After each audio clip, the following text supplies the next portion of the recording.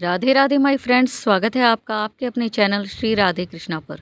Friends, कैसे हैं आप? आई होप आप जहाँ भी हैं बहुत खुश हैं, एकदम स्वस्थ हैं, मज़े में हैं, आनंद में हैं। फ्रेंड्स, आज मैं आपके साथ शेयर करने जा रही हूँ एक आलसी भक्त की कथा।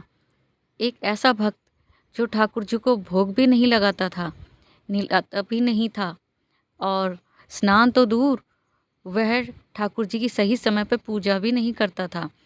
और ऐसे ही भक्त को हुए ठाकुर जी के दर्शन। और वो भला कैसे? तो जानने के लिए पूरी लीला को, पूरा कथा को ध्यान से सुनिएगा। उम्मीद है आपको बहुत पसंद आने वाली है। फ्रेंड्स, काफ़ी समय पहले की बात है। राजा ने एक विशाल श्री कृष्ण जी का मंदिर बनवाया, जिसके लिए एक पुजारी की आवश्यकता थी। एक पुजारी उनके पास आया और कहा, पुजारी जी सॉरी राजा जी से कहा कि महाराज, मैं मंदिर में ठाकुर जी की सेवा कर दूंगा। तो राजा ने कहा ठीक है। राजा ने उन ब्राह्मण को, पुजारी, अपने मंदिर में रख लिया। अब वह जो ब्राह्मण था, जो पुजारी थे, वह 10-11 बजे सोकर उठते और मंदिर की सीढ़ियाँ चढ़ के जाते, तो मंदिर में जाते जाते थक जाते और फिर जाकर आराम करके वह ठाकुर जी की पूजा करते। पूजा करने के बाद जब भोग की बारी आती, तो वह ठाकुर जी से कहते, आप तो करते हैं 56 भोग और मेरे पास तो वही दाल रोटी है, चावल है, तो आप भला उसका भोग क्यों लगाएंगे? आप ऐसा कीजिए, मैं द्वार खोल देता हूँ मंदिर के, और आप पूरे वृंदावन में कहीं पे कुछ तो अच्छा बना होगा, या अलग अलग पकवान कहीं ना कहीं बने होंगे, तो आप जो आपका दिल करे जाकर खा के आ जाइए। मैं यहीं बैठा हूँ, आपका यहीं इंतज़ार करूँगा। ऐसा कहकर वह जो पुजारी था, वह ठाकुर जी को भोग नहीं लगाता था और बस यही कह देता था कि आप बाहर खाकर आ जाइए। और जब स्नान की बारी आती, तो कहता, ठाकुर जी, आप ठहरे यमुना जी में स्नान करने वाले, आपको बहुत सारा पानी चाहिए, और मैं अगर बाल्टी भर के भी लाऊंगा ऊपर तक, तो मैं तो थक जाऊंगा एक ही बाल्टी में या 2 बाल्टी में।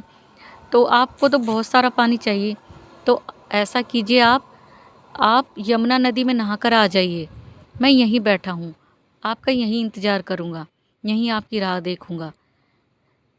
तो ऐसे वह रोज़ करता था। और जब एक बार कपड़े पहनाने की बारी आई, जैसा कि हर बार स्नान के बाद होता था, तो जो ठाकुर जी के कपड़े थे, उन्होंने जो ऊपर की तरफ हिस्सा होता है उनकी पोशाक का, वो नीचे कर दिया और नीचे वाला हिस्सा ऊपर कर दिया।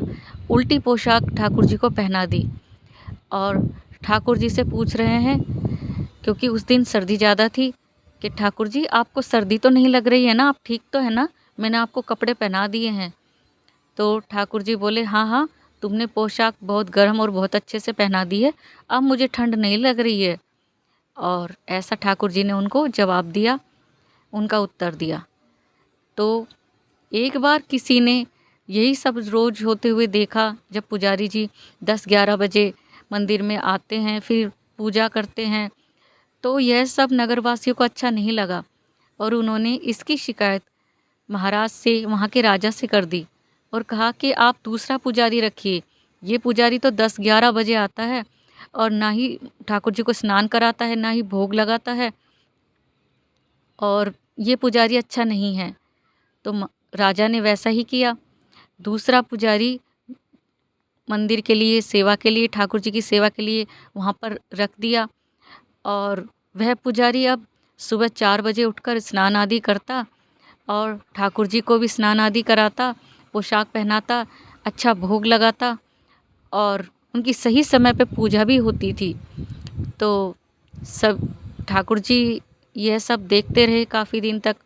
फिर वह एक दिन राजा के सपने में आए और आकर कहा, देखो राजा, मुझे वही पुराना पुजारी चाहिए जो कि 10-11 बजे मंदिर के दरवाजे खोलता था। तो राजा ने कहा, भला ऐसा क्यों? तो ठाकुर जी ने उत्तर दिया उनके स्वप्न में ही, स्वप्न में आके कहा कि मैं रात को रास रचाता हूँ, या ब्रज में वृंदावन में घूमता फिरता हूँ, तो ये पंडित तो मुझे सुबह 4 बजे उठा देता है, मंदिर के गेट खोल देता है। तो तब मैं तो बहुत थका होता हूँ। वह तो 10-11 बजे मंदिर के गेट खोलता था, दरवाजे खोलता था, तब तक मैं पूरा विश्राम कर चुका होता था। और यह तो मुझे सुबह-सुबह 4 बजे ठंडे पानी से नहला देता है। वह तो मुझे स्वतंत्रता देता था, आज़ादी देता था कि जाकर जाओ, यमुना नदी में नहाकर आ जाओ। और वह मुझे बाहर घूमने का अवसर देता था, मौका देता था। और यह तो मंदिर में ही भोग लगा देता है। और वह तो कहता था कि जाओ पूरे वृंदावन में जहाँ भी कुछ अच्छा बना हो वहीं भोग लगा के आ जाओ। तो मैं तरह तरह के पकवान खा पाता था। मुझे तो वही मेरा पुराना पुजारी चाहिए। तो राजा जब सुबह उठे तो उन्होंने उसी पुराने पुजारी को बुलाया और कहा कि तुम कितने किस्मत वाले हो, तो कितने भाग्यशाली हो जो ठाकुर जी तुम्हारी सेवा से प्रसन्न हैं और वे तुम्हारे ही हाथों से सेवा चाहते हैं। तो अब से तुम ही इस मंदिर के फिर से पुजारी हो। तो फ्रेंड्स, ऐसे हैं हमारे ठाकुर जी। पता नहीं कौन से गुण पे जो ठाकुर जी हैं हमारे रीझ जाते हैं।